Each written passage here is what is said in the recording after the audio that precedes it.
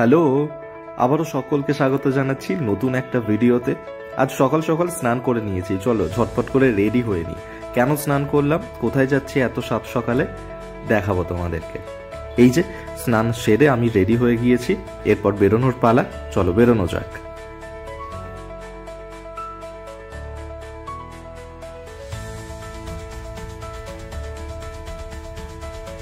আজকে যে জায়গাটায় যাবো বলে ঠিক করেছিলাম, অনেকদিন ধরেই ওখানে যাওয়ার জন্য মন কেমন করছিল, সময় হয়ে উঠছিল না। এই দিন সময় পেলাম, তাই সকাল সকাল চলে গেলাম।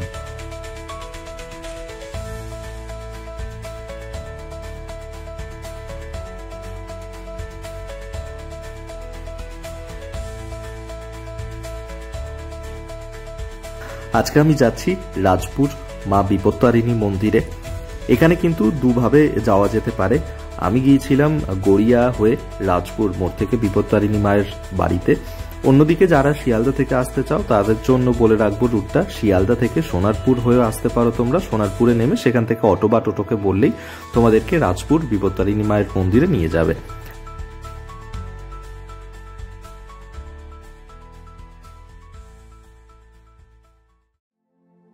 আমরা চলে এসেছি মা বিপত্তারিণী মন্দিরের, চলো ভিতরে তোমাদেরকে নিয়ে যাব।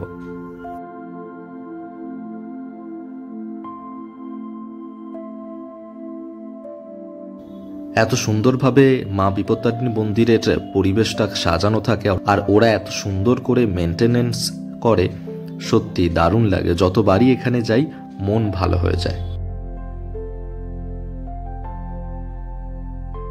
আমরা অক্ষয় তৃতীয়ার কয়েকদিন পরে গিয়েছিলাম।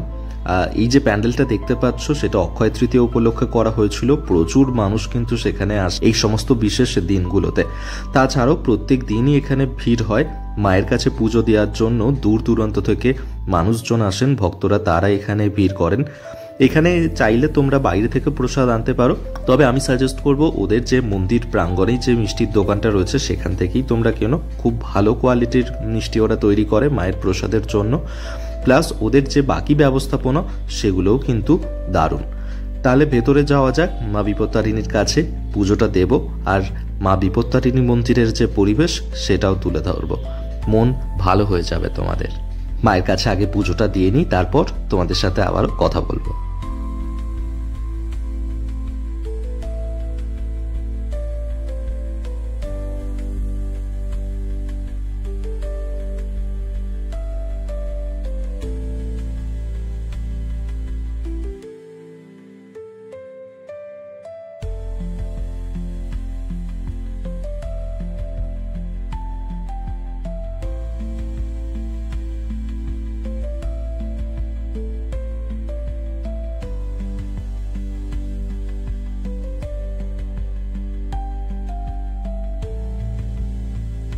তো মায়ের কাছে পুজো দেওয়া হয়ে গিয়েছে।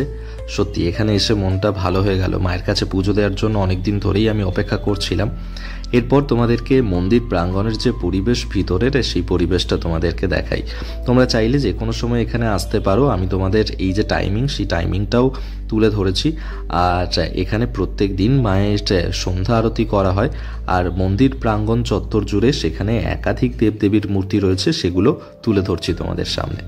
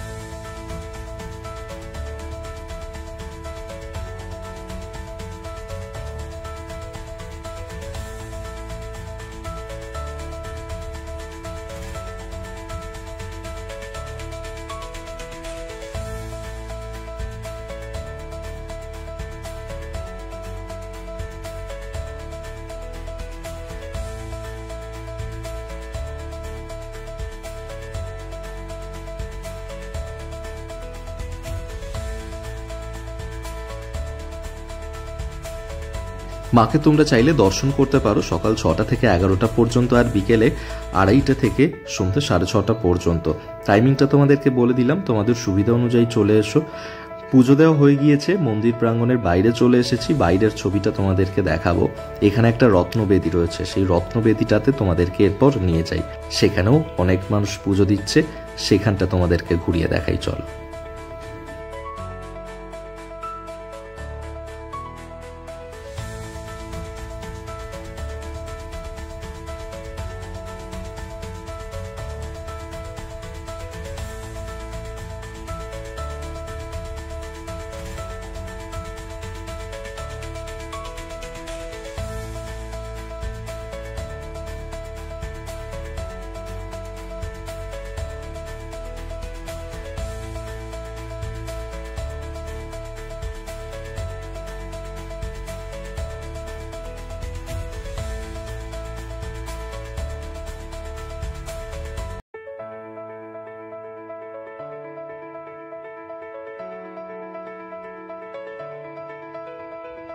মা বিপত্তারী মন্দিরের প্রাঙ্গণটা এত সুন্দর, গাছগাছালি দিয়ে ভর্তি, ছোট্ট একটা জলাশয় রয়েছে, আর এত শান্ত পরিবেশ। সত্যি যে কোনো সময় এলেই যে কারোর মন এখানে ভালো হয়ে যায়। তো পুজো দেওয়া হয়ে গিয়েছে, এরপর টুকটুক করে আমরাও বাইরে বেরোচ্ছি। বাড়ি ফেরার পালা, কিন্তু তার আগে অবশ্যই খাওয়া দাওয়া হবে। কোথায় খাচ্ছি চলো দেখাই তোমাদের।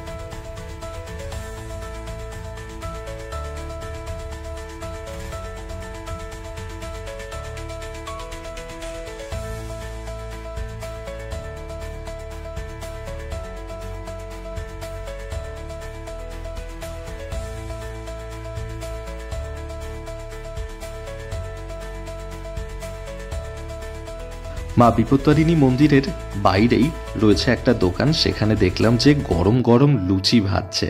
কোনোভাবেই লোভ সামলাতে পারলাম না, তাই গরম গরম লুচি ভাজা দেখে আরও খিদেটা যেন বেড়ে গেল।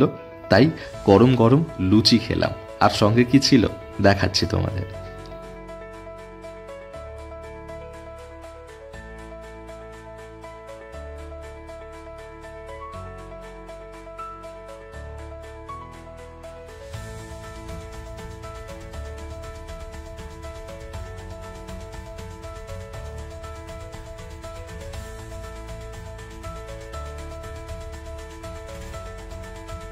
গরম গরম লুচি চলে এসেছে, আর সঙ্গে ছিল ছোলার ডাল, আর তার সঙ্গে নিয়ে নিয়েছিলাম জিলিপি, আর সবার শেষে ছিল চা।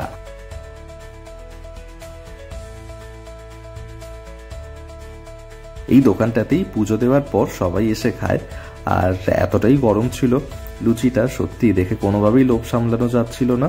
তো ছোলার ডাল দিয়ে লুচি খেলাম, তারপর বাড়ির পথে রওনা দিলাম।